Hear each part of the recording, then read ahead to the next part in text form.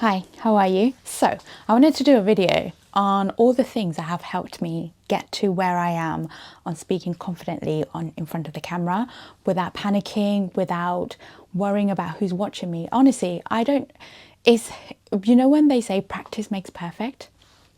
Believe in that. Honestly, practice makes perfect. The amount of times that I've picked up the camera in the last year and I'm like, I don't know what to say. How do I start? Don't get me wrong. To this day, I still start. And sometimes I'm like, no, that doesn't make sense. No, who am I talking to? No, that doesn't make sense. Or I fumbled or I say the wrong sentence and stuff. But honestly, there's been so many little points where I can just tell that the more I'm doing it, the better I'm getting. And you'll notice even now I still say probably, you know, a sentence here that doesn't make sense or the word isn't right or whatever. But that's one of the things that I want to talk to you about. And I've written down all the things, kind of all the things that have kind of helped me get to where I am, but also things that I know that could help you as well, because I wish I could. There isn't really one video or one specific person that I could say that really helped me really like learn all the little tricks and things to do, you know, once you're starting to like create content and when you want to talk in front of the camera without even like, you know, there's no one else right now when I'm doing this and I'm not posting it in real time. So it's like, how do you talk without feeling overwhelmed and like, you know, nervous that you're just talking to a camera and nobody's listening? But then you know, you have to remind yourself that everyone who's doing this, they had to start somewhere. So I noted things down just to make sure that I don't forget and also highlight them. The first one that really helped me, and I think it's honestly one of the best like advice I've ever seen. I can't remember who the person was. I've never heard this from somebody else, and they're like a social media coach or something like that. I think that they're based in America. I can't remember their name. Hopefully I'll find them one day. And they said, think of like when you're doing a video, you are on FaceTime to your bestie, like one of your best friends, like somebody that gives you joy, somebody that you know that will listen to you talk endlessly about a subject or about something. And I was like, okay, so instead of like thinking of like, you know, if you've got like 1,000 followers, there's 1,000 people that are going to be listening and watching to this video, just think about that one friend, because at the end of the day you are trying to make a connection with that one person, not 1,000 people. Because when you go to like events, you know, that person that's talking at those events, yes, they might have all those people there, but they just want to make sure that they direct whatever it is that they are delivering to that one person. So that's something that's really helped me. I always just picture a friend that I really love and enjoy their company that I'm talking to. It changes.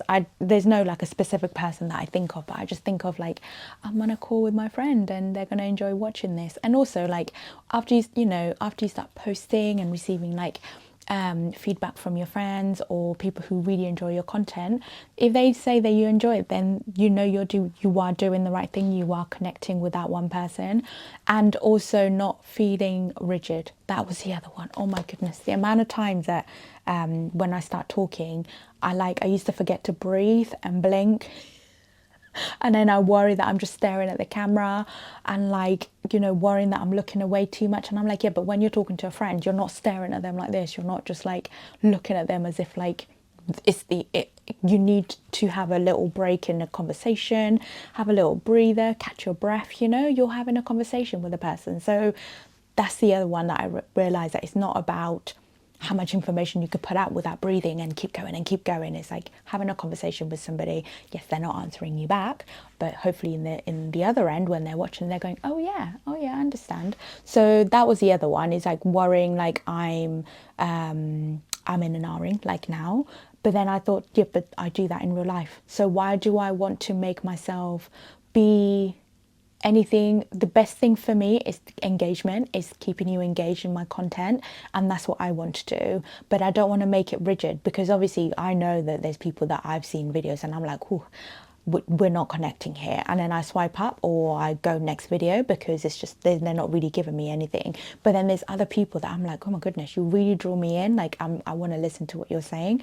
So then I'm kind of like, how could I do that but in my own way, in my own authentic self? And that's one of the best ones, like thinking about a friend and then get them giving you feedback, like then you know you're on the right track. And the more you do it, the more confidence you will get. Like honestly, I remember when I first started doing TikTok, and my friend was like, one of my friends who's a social media manager was like, oh, why don't you you should like do talking videos. And I was like, do what? Me talking? Are you sure? I think I like giggled when I saw her, when I saw Eva were doing a video call. No, it wasn't a video call, a voice note, or she sent me a message, and I was like, me talking? You, no. But now I don't, I want to do all my videos with talking, because it's just me and it makes more sense. And then because then sometimes I spend hours trying to find a song to put, you know, a sound to go with the video, and then like 3 months later that sound is gone, and I'm like, well, I could have just done a voiceover, because no one's going to take my voice away. Anyway, so that's one. The next one, this is a big one for me, and I know we all do this, is comparing yourself to others, which we do on a, you know, even without knowing. And I realized that I did that at the beginning. Like I would watch other people, the way they're talking, the way they hold themselves, being able to like just stare at the camera for really long periods of time without, you know, fumbling. And then I'd be like, oh, I can't do it like them, they're already doing it, so I'm never going to get there. So then I started putting myself down because I can see somebody else doing it and I'm not there yet. So I was like, well, I'm never going to be able to do that, so why am I even trying? Because, you know, there's already somebody doing it better than me. And that really, I remember that was really, really crushing. And then I was like, why am I doing this to myself? Like, why am I already putting a wall or like a closure on like my content creation just because of somebody else? They're not meaning to make me feel bad, that's not their intention. But then I have to remember that they also started somewhere, right? They also, to be where they are, they also started somewhere. And that's something I have to remember, because if you go and find like one of your favorite content creators, let's say he's on YouTube, and you go to their oldest video, you will see and then you go to a video maybe they did in the last week, like the difference in that time. And some of them is probably about, they started YouTube like 7 years ago. Mine has only been, I've literally been doing content creating properly, probably talking properly on TikTok maybe in the last like 9 months, and then YouTube properly, like really posting videos where I feel like this is me, I'm feeling like myself, probably this year. Maybe when I first started last year, it hasn't even been a year yet since I started posting. So, you know, and you just have to see that they have grown as well. So it's like, it's okay to, you know, it takes time to get there. So don't compare yourself to anybody else. And also comparing yourself to people who have loads of followers and all of that, they also started somewhere. So then I had to, like, if I saw anybody that made me feel like I don't belong, or not I don't think people do it intentionally, but anyone that I felt like was making me feel like I'm not, like I can't do it, or I didn't get any joy from them, I just unfollowed. Or if I was following them, I unfollowed. If or I would just hide and not see any more content from that person, and that was it. Like, you were allowed to do that. You don't have to like everybody, and I don't even should to be liked by everybody. Like, it's not nice. I don't want everyone to like me. I want the right people to like me. I want the right people to love my content. So, you know, your people will find you. You know, when they say your community will find you, this is exactly what we mean. This is exactly what it means. Your community will find you. Like, I remember, like, you know, when I first did my YouTube, and I was like, whoa, this is going to take ages, and now I'm on over 400 subscribers. Scary. Like, I don't even know how. Sometimes I'm like, wow, I can't believe I'm actually here. And then even on like TikTok, I was on probably like November 2023, I was probably on like 20 subscribers, and now just over a year I'm on over 1,000. And all of those people follow me because they love my content, creating that community, and I love it. And that's, for me, it's just that slow growth. But, you know, that's another topic about growth. Right, the other one is finding what you're really good at, and then let me rephrase that. Finding what, like, maybe, okay, let me do it in a different way. Maybe I probably confuse myself in this sentence, but it's basically harnessing what you're really good at. So if you know you're good at talking about gardening, or you're good at talking about TV shows or books or whatever, harness on that, just talk on that. Like, even if there's already loads of people doing it, you're going to be doing it in your own way. And, you know, when you think about it, there's so many different people that you follow for different things, or you can follow the same kind of people but they do things differently. Like, you know, if it's like a fashion person, they style things a little bit differently, or they talk through things a little bit differently. They have a different vibe to somebody else, but you like their vibe in a different way. So you can have your own vibe to whatever it is that you're really good at. And like also knowing that the other one that actually leads on to this is about, you know, everyone always talks about a niche. That was something that I struggled with at the beginning. Oh my goodness.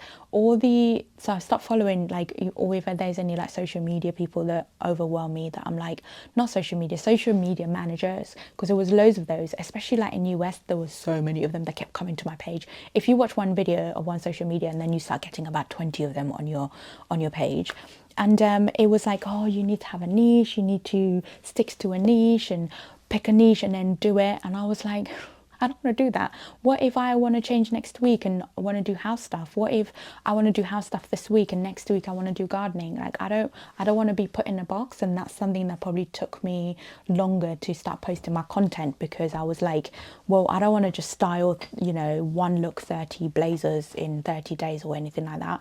One week I might want to do blazers, the next week I want to do shoes, the next week I want to do how I do my makeup, the next week I want to do going out. Like, you know, the niche thing was so tough at the beginning. Like it just felt like that was the only way to grow. But I realize now you can do whatever it is you want.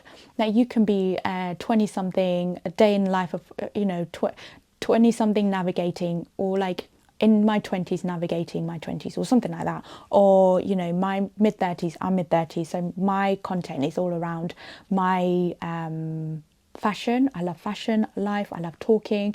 I haven't really specifically, even though the page, you know, my channel is called Style by Helen, it's all around fashion, life, everything like that, fashion and lifestyle. And there's so many things that can come around that. Lifestyle can be from homeware, from cooking, from going on holiday, it could be anything. And I try not to like constrain myself to a niche. And also, your life changes as you get older. Like, you know, what I'm loving now, it might be not something I'm going to love in my 40s or in my 50s. So it's going to change. And also, if you're in your 20s, you might love doing vlogs now, but then you might get to your mid-20s and like, actually, I don't want to do vlogs anymore. I want to do something different. In your 30s, and you want to do something different. So when you put yourself in that constraint of like having a niche, then you're just going to overwhelm yourself, because then you're going to create like a community just based around that specific niche. So then if you change it, they're going to be like, oh, I followed you because you do this. Why you now changed it? So for myself, that's what I've said. For this channel, I just want it to be everything about life and fashion, and yeah, and there's not going to be a specific like this is all you're going to see on here. But also, you know, to a degree, because, you know, want to keep life and social media separately. So that's one of them. And then yeah, talked about like, you know, your time changes, you know, your lifestyle changes, you get older, things change in your life. You can get married, you have kids, don't have kids, won't get married. Like, there's so many different things that can change. So if you only stick to one thing and your life changes, it's going to be really hard to try and like still maintain the same community of people when you're doing things that when they followed you for isn't what you're doing. So, you know. And then I think I already touched on this, just like not comparing yourself to people who've been doing it forever. Like something I did very much so at the beginning. So when you like watch other people's videos who've been doing it for years and you're like, oh, I'll never get there, or they're already getting free stuff, or they're already been paid, we are all gonna make it, but in our own time. Like, you know, when we say like life has its own path and no one's path is different, you know, no one's path is different. That's not the right saying. Everyone's path is different. Yes, that's the one. Is to remember that even when you're creating content, like, you know, the fear for me of going viral, like in overnight, no, thank you. I've honestly prayed about it, because I'm like, I always want to make sure that everything that I put out, all my content that I put out, is giving somebody joy, and it makes you feel seen, it makes you feel whole. It's not making you feel in any way like you leave the content and you're like, oh my goodness, she drains me, or I don't want to watch her videos, it's all about her, or anything like that. I want it to be somewhere where you find comfort and like you find joy in it. And honestly, I feel like there's a market for anybody. There's room for all of us to do whatever we want in our own way. So don't be scared to start. It might take a bit of time, maybe even just practice those videos if you want to do videos, and send them to your friends. Like, one of my friends came up with a really good idea where she said she wants to do this, but then she'll do videos and then send it to us, the girls group, and then we'll give her any feedback if there's any, or help her to film or to make any changes that we think might help her. And you can do that if you've got a group of people who really care about you, because I know some people like don't want their family and friends to know, but the ones that do will support you. The ones that care about you will support you. Then you can share it with them, and then they can probably help you, like, you know, with creating the content, or just go in there and just post it. Because the other thing is, with everything we do in life, you will never be ready, and you have to practice. When you think about your job, the job that you do, you're constantly growing to get to where you are now. Depending on what level you're at, you've had to grow, you've had to learn from other people, you've had to throw yourself in a deep end. And this is the same thing as content creating. It's like the first video is not going to be perfect, so your first job isn't going to be perfect. Your second job might not be the right one, but you will get there, and you will keep learning exactly what you're good at, and then push on that.